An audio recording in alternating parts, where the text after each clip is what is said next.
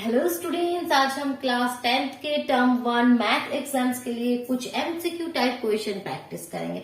जैसे कि हमारा न्यू पैटर्न है कि एमसीक्यू फॉर्म में क्वेश्चन आपको मिलेगा। तो देखो फर्स्ट क्वेश्चन क्या है। Given that HCF of 306 and 657 is equal to 9, find the LCM of this two number.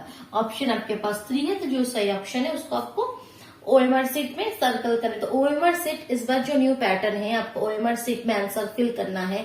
तो ओएमआर सीट फिल करने के सही तरीका आपको पता है। अगर नहीं पता है तो इस वीडियो के डिस्क्रिप्शन बॉक्स में मैं लिंक दे दूंगी, वहां से देख लेना। सो देखो फर्स्ट क्वेश्चन आपको क्या है, HCF आपको गिवन है, एलसीएम फाइंड आउट करना है। सो हमें एक फॉर्मूला पता है। क्या पता है कि HCF किसी भी दो नंबर के HCF into LCM is equal to जो वो नंबर है, सपोज एक्स एंड वाई, तो उस दो नंबर का मल्टीप्लाई के साथ बराबर होता है। सो दैट मीन्स यहाँ पे देखो HCF आपको गिवन है 9, एलसीएम आपको फाइंड आउट करना है, और जो दो नंबर है वो भी आपको गिवन है 306 एंड 657। जस्ट ये फॉर्मूला यूज करोगे इजीली आपके पास आ जाएगा एलसीएम। सो एलसीएम क्या होगा, 306 इंटू 657, 9 यहाँ पे नीचे आ गया। अब थोड़ा इसको सिंप्लीफाई आपको करना होगा। देखो 9 से चला जाएगा, 9 से यहाँ पे 65 है। सो 9 7 जा 63, 2 27, 9 3 जा 27, दैट मीन्स 73। तो 73 को 306 से मल्टीप्लाई करोगे तो आंसर आएगा 22338, 22338। दैट मीन्स आपका ऑप्शन बी आपका सही ऑप्शन है। तो ओएमआर सीट में जो ऑप्शन बी है उसको आपको पूरी तरह से यहाँ पे इसको ऐसे भर देना है, ठीक है। सो इसका सही प्रोसेस अगर आपको नहीं पता तो आप जरूर वो वीडियो देख लो, जो वीडियो के लिंक मैं डिस्क्रिप्शन बॉक्स में मैंने दे दिया। ओके, ओएमआर सीट फिल करने के सही तरीका क्या है। चलो अब नेक्स्ट क्वेश्चन में मूव करते हैं।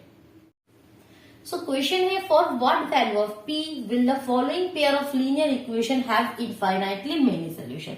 ये जो आपके पेयर ऑफ लीनियर इक्वेशन है इसका इनफाइनाइटली मेनी सोल्यूशन होगा p के किस वैल्यू के लिए, for what value of p, तो वो आपको फाइंड आउट करना है। सो सबसे पहले देखो इनफाइनाइटली मेनी सोल्यूशन कब होता है, जब हमारे पेयर ऑफ लीनियर इक्वेशन में infinitely many solution, that means जो एक लाइन और एक लाइन के ऊपर होगा, दैट मीन्स जब कोइंसिडेंट लाइन होता है, दैट मीन्स जब को इंसिडेंट लाइन होता है तभी हमारा क्या होता है इनफाइनाइटली मेनी सोल्यूशन।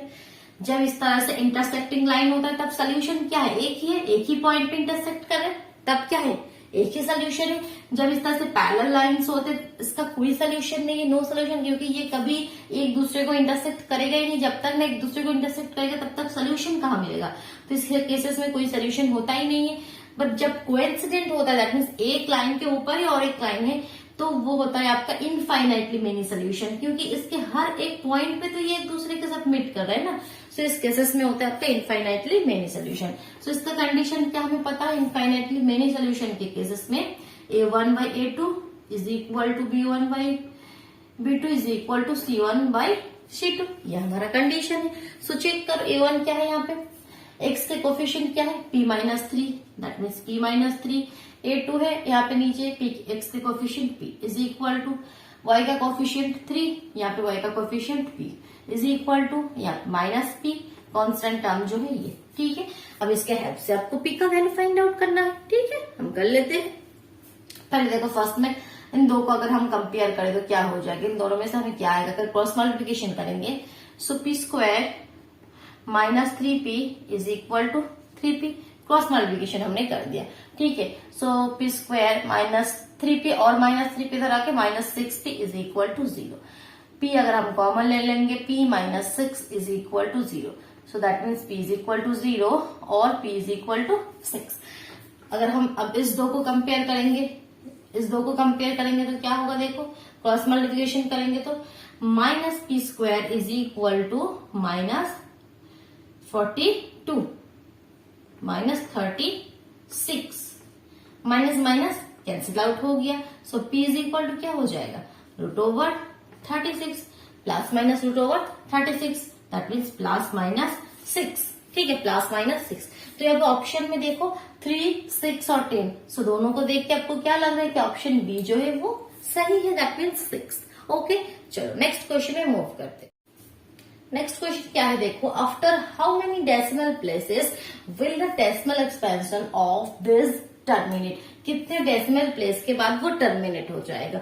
सो ये बहुत ही इंपॉर्टेंट एक शॉर्ट क्वेश्चन है, एमसीक्यू टाइप क्वेश्चन है, आपके बहुत बार आपको देखा जाएगा एग्जाम में। देखो क्वेश्चन, जो भी क्वेश्चन हो, जैसे सपोज यहाँ पे क्वेश्चन ये वाला है 2 to the power 3 into 5 to the power 3, जो भी क्वेश्चन हो आपको पहले करना क्या है, जो डिनोमिनेटर है उसको आपको 1 के पास 0 इस फॉर्म में, 1 के पास कितने भी 0 मान लो 10 या 100 या 1000, दैट मीन्स इस फॉर्म में लेकर आना है नीचे के पोर्शन को।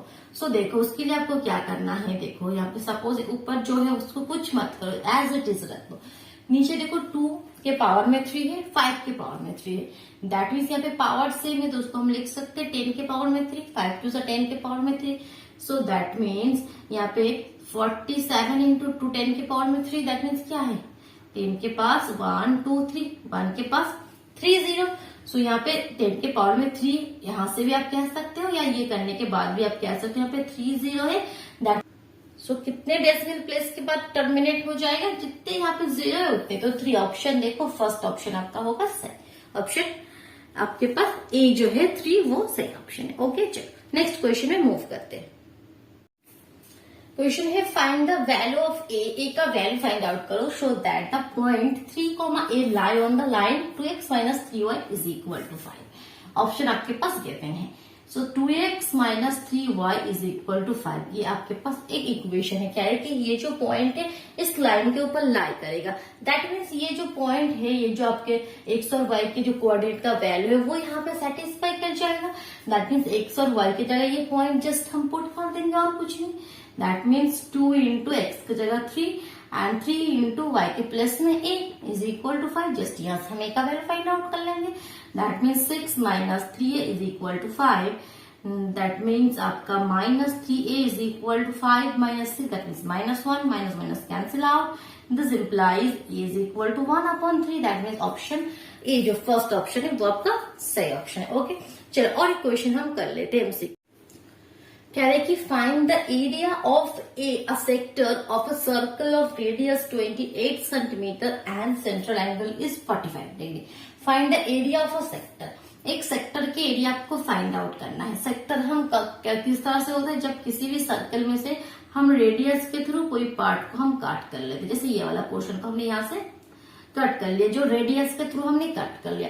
एक होता है कि हम कॉर्ड के थ्रू इसको 2 पार्ट में डिवाइड करते हैं, एक होता है रेडियस के थ्रू 2 पार्ट में डिवाइड करते हैं। तो जब रेडियस के थ्रू हम डिवाइड करते हैं तब हम क्या कहते हैं, इसको सेक्टर कहते हैं। क्या कहते हैं, सेक्टर। और जब कॉर्ड के थ्रू 2 पार्ट में डिवाइड करते हैं तब हम इसको क्या कहते हैं, सेगमेंट। ठीक है, सेगमेंट। तो अभी हमारा क्वेश्चन है सेक्टर के ऊपर, दैट मीन्स इस तरह से। सो कह रहे कि ये जो सेक्टर है इसके एरिया फाइंड आउट करने, जहाँ पे रेडियस, ये जो रेडियस है आपको गिवन है 28 सेंटीमीटर, और ये जो सेंट्रल एंगल है ये भी गिवन है 45 डिग्री। ओके सो हमारा फॉर्मूला क्या है, जो आपको ये पूरा जो सर्कल है, सर्कल का एरिया क्या होता है हमारा, सर्कल के एरिया फाइंड आउट करने का फॉर्मूला क्या है, सर्कल का एरिया होता है हमारा पाई आर स्क्वायर, जहाँ पे आर आपका रेडियस है। अब इसमें से हमें जो 45 डिग्री एंगल है बस इतने पोर्शन का चाहिए, दैट मीन्स टोटल एंगल क्या है 360 में से हमें चाहिए 45 डिग्री। इसीलिए इसका फॉर्मूला होता है हमारा θ/360 पाई आर स्क्वायर। तो ये फॉर्मूला किस तरह से होता है, इसी तरह से होता है। फॉर्म किस तरह से होता है, क्योंकि total area pi R square, उसमें से हमें चाहिए 360 में से थीटा एंगल का चाहिए। यहाँ पे थीटा का वैल्यू 45 दे दिया, सो सिंपली जस्ट इस फॉर्मूला में पुट करोगे हो जाएगा। तो that means 45/360 into 22/7 and R का वैल्यू 28 इंटू 28। ठीक है, और उसको सिंप्लीफाई आपको करना है। देखो किस तरह से ये सिंप्लीफाई होगा। तो सबसे पहले यहाँ पे 7 से कर लो, 7 4 से कर लो 9 0, 5 से 5 1 5, 5 8 40, 5 से 5 9, 9 से 2 से 14, बस हो गया। और कुछ नहीं है। 22 और 14 मल्टीप्लाई कर लो, 22 और 14, 4 2 8, 4 2 8, 2 2 2, 2 2 2, दैट मींस 8 10 3 3 0 8। ऑप्शन बी सही है। ओके क्लियर हुआ। ओके स्टूडेंट्स, सो टाटा।